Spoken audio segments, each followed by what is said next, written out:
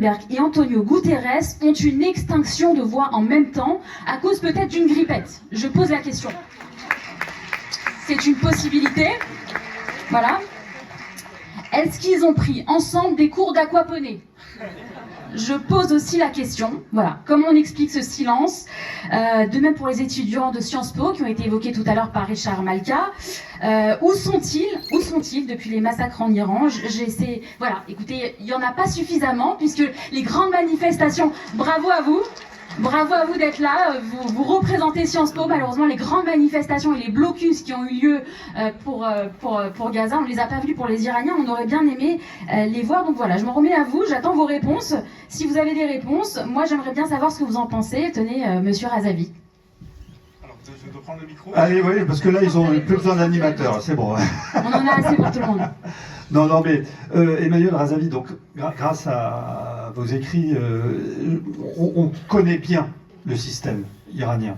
Et à la fois de l'intérieur, la face cachée des mollahs, la pieuvre internationale, et du coup, vraiment la question est précise. Par rapport à ce système qu'on connaît bien, on devrait pouvoir savoir ce qu'il faut faire pour l'embêter, pour le neutraliser, pour le bloquer. C'est quoi ? Alors en fait, je pense que le système, ce qu'est la République islamique d'Iran, ce que sont le corps des gardiens de la Révolution, je vais y venir très vite et de façon résumée pour pas faire un exposé, je pense qu'on le connaît mal. En fait, en France, aujourd'hui, vous avez très peu de spécialistes en fait, de l'Iran. On en a dans la salle, hein, c'est d'ailleurs grâce à eux qu'on arrive à avoir des informations. Je pense à Erbod Degani Hazar, qui est ici, qui est un avocat qui documente les crimes contre l'humanité commis en fait en Iran.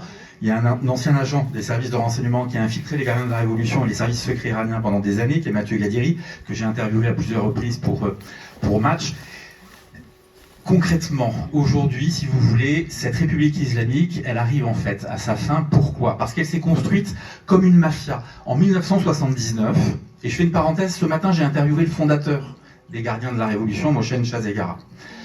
En 1979... Il devient quoi ? Il fait quoi ?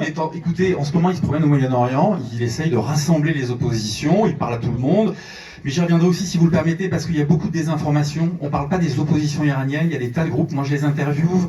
Écoutez, je fais tous les groupes quasiment tous les jours. C'est comme ça que je parle aussi à Mohsen Shahzegara. Je me sens un peu seul. Mais je ferme la parenthèse. Mohsen Shahzegara, il explique très bien que quand ils ont créé le corps des gardiens de la Révolution, au moment où la République islamique est née, en 1979, ce corps des gardiens de la Révolution avait vocation à contrôler l'armée nationale.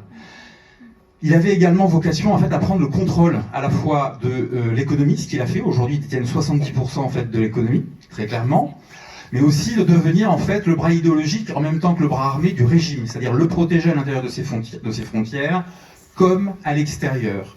Et pour ça, il avait tout pouvoir, à commencer par le terrorisme.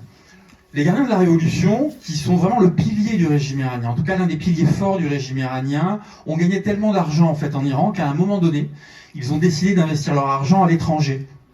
Ils ont pensé leurs investissements comme une assurance vie pour l'après-République des Mollahs. Parce que, soyez certains d'une chose, je discute moi, avec des gens du régime, personne ne croit que ce régime va perdurer, et ça fait déjà des années qu'ils n'y croient plus. Et donc ils ont placé de l'argent en Turquie, d'abord, dans les programmes immobiliers, puis au Venezuela, puis, enfin bref, ils sont rentrés en contact avec les mafias mexicaines, argentines, colombiennes, vénézuéliennes. Ils sont devenus une organisation en fait narco. C'est pas moi qui le dis, c'est la DEA. J'ai interviewé longuement, pour un livre que j'ai écrit, mais aussi pour Match, Amir Hamidi, qui est un ancien agent de la DEA infiltré au sein du Hezbollah des gardiens de la Révolution. 30% du trafic de cocaïne dans le monde, vous trouvez derrière le Hezbollah libanais et les gardiens de la Révolution iraniens, sachant que le Hezbollah libanais, c'est la réplique des gardiens de la Révolution islamique iranien. On veut lutter, je fais une parenthèse, en France contre la drogue aujourd'hui, il serait peut-être temps de se réveiller. On ne peut pas discuter avec un État terroriste qui en plus est un narco-État qui nous envoie de la drogue chez nous. Hein.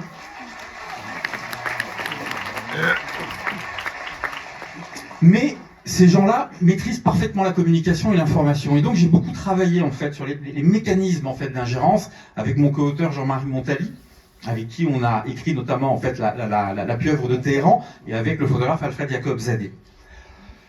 Dès le départ, ils se sont constitués, vous l'avez compris, en bras armés, en mafia, mais dans le même temps, ils ont utilisé le réseau des ambassades à travers le monde. Il y avait à l'époque une centaine, je crois que c'est encore plus ou moins le cas, on va dire une centaine de représentations diplomatiques iraniennes dans le monde, pour faire de l'influence. Faire de l'influence, c'était passer des éléments de langage pour expliquer que l'Iran, dans les années 80, je l'ai entendu tout à l'heure, République islamique, ben c'était d'abord en fait une république, c'était une démocratie islamique, c'était une démocratie un peu dure. 40 ans ou 47 ans plus tard, ces mêmes ambassades missionnent certains chercheurs, et la France n'échappe pas à la règle, c'est vrai en Espagne, en Angleterre, en Italie. En France, vous voyez, moi je le vois depuis plusieurs jours, je connais un certain nombre de gens qui ont émergé à l'ambassade d'Iran, qu'on voit sur les plateaux de télévision, qui viennent nous parler. C'est Abnous, toi, qui a dit ça. Il faut arrêter de verser le sang. Voilà, on sait d'où ça vient.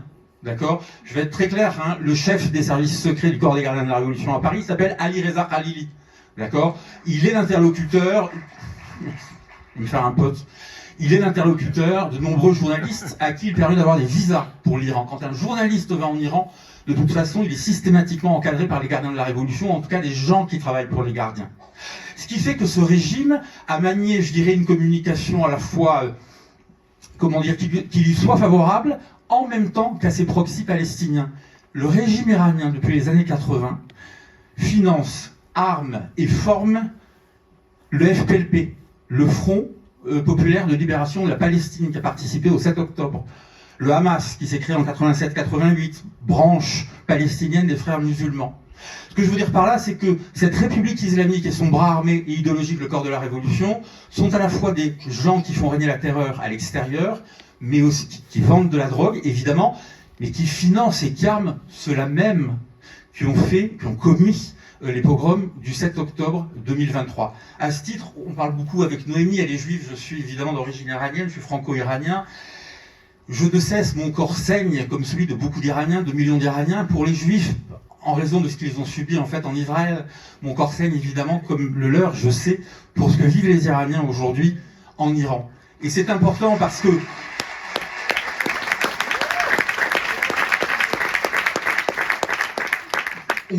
aujourd'hui on a très peu de soutien les Iraniens en fait, la réalité. C'est que ceux qui nous soutiennent, ce sont souvent en fait en France en tout cas, et je vous remercie Madame la Présidente de nous accueillir ce soir. Vous êtes l'une des rares, très clairement en fait, à le faire.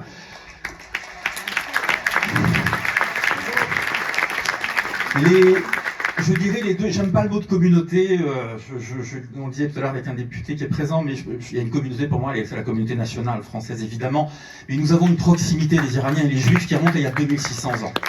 Et on tend, j'essaie d'aller vite parce que je ne fais pas un discours politique, on tend à essayer d'effacer ça. C'est important, je voudrais le raconter, Abnous tout à l'heure l'a dit, et je terminerai après sur Reza Pahlavi parce que j'ai quand même des choses à dire là-dessus aussi. Voilà, mais vite. Très vite. 2500 ans, ça peut aller. Il y a 2500 ans, un peu plus, à quelques années près, Cyrus II le Grand, dont Abnous, ma chère Abnous, que j'admire profondément, a parlé tout à l'heure. Cyrus le Grand a sauvé les Juifs qui avaient été déportés en Mésopotamie par Nabuchodonosor II.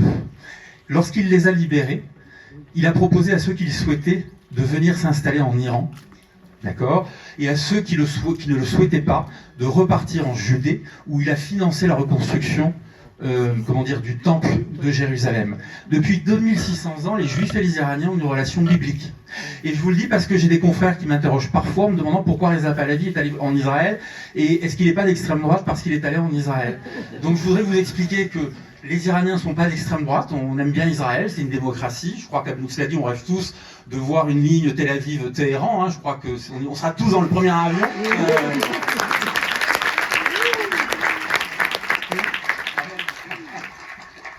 Mais comprenez une chose, je vous dis ça ce soir, pourquoi ? Moi, je suis un garçon de terrain, je ne suis pas un intellectuel, ma chère Noémie, moi je passe mon temps au Moyen-Orient, mais je vois quand je rentre en France, et je suis abasourdi par ça, des journalistes, des chercheurs qui racontent n'importe quoi sur l'Iran, n'importe quoi. Je voudrais vous dire une chose, aujourd'hui beaucoup s'inquiètent en fait que des gens visiblement crient « Javicha, longue vie au roi » ou « Vive le roi » en français. Mohsen Shazegara, qu'on ne peut pas soupçonner, si vous voulez, d'être à peu près, c'est le fondateur des Gardiens de la Révolution. Il me racontait ce matin que d'après ces chiffres, sur des manifestations qui ont eu lieu en fait au début du mouvement, où il y avait à peu près 6 millions d'Iraniens qui étaient dans la rue, il y avait pas loin de 3 millions d'Iraniens qui criaient « longue vie au roi ». Pour la plupart, c'était des jeunes. Ce que je veux dire par là, c'est que ce n'est pas quelque chose en fait d'isolé. Je comprends ce que vous avez dit, monsieur, quand vous avez dit qu'il faut toujours se méfier du retour du roi. Évidemment, vous avez raison, absolument. Sauf que là, aujourd'hui, Reza Pahlavi, il est seul, personne ne le soutient. Il me semble qu'il a un petit soutien d'Israël, mais autrement, les Américains, aujourd'hui, le soutiennent. Moi, j'ai pas vu, pour le moment. Et je discute avec des gens qui sont à la Maison-Blanche. Pour le moment, ils se tâtent encore. Trump se tâte encore. Aujourd'hui, c'est le peuple iranien qui choisit. Et c'est très important. Là, j'enlève ma casquette de journaliste, mais je parle, et je conclue là-dessus, en tant que franco-iranien. Ne pensez pas à notre place, il y en a vraiment ras-le-bol. Je veux que les journalistes arrêtent de m'expliquer.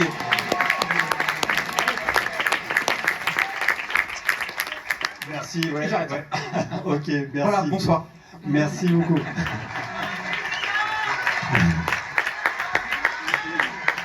Bravo, merci à vous. Étienne, peut-être sur